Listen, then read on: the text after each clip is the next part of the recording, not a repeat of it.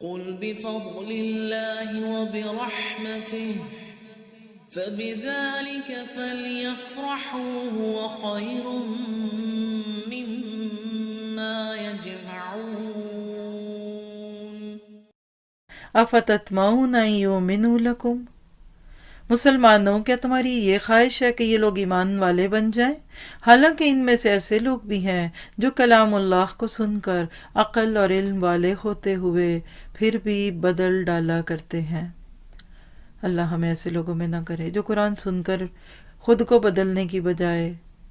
یا تو استاد بدل لیں یا کلام بدل لیں، کہتے ہیں یہ بڑی سخت باتیں کرتے ہیں، وہ لائیں وہ جنہوں نے کہا تھا یہ بھی ٹھیک ہے وہ بھی ٹھیک ہے، تو بسم اللہ، قرآن نہ بدلے کوئی، سننے والا سنانے والا کوئی بھی ہو، حق بات کہتا ہے تو اس کی سن لیجئے،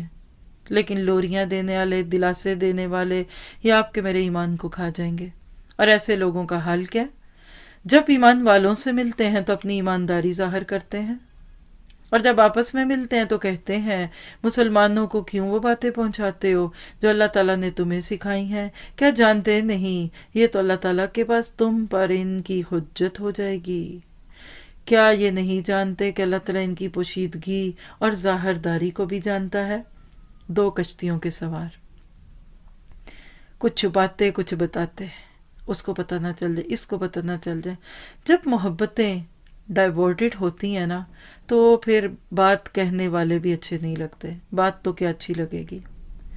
مکہ والوں کی دشمنی پیغام سے تھی، ان کو لا الہ الا اللہ کا پیغام اچھا نہیں لگا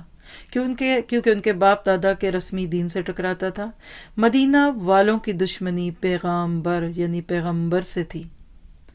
آپ کی میری دوستی پیغام اور پیغامبر سے اگر ہو جائے، یعنی بات بھی اچھی اور بات کہنے والا بھی اچھا لگے، تو پھر پوری اطاعت کو دل چاہتا ہے، اور اللہ تعالیٰ آپ کو مجھے پوری اطاعت کرنے والا بنا دے۔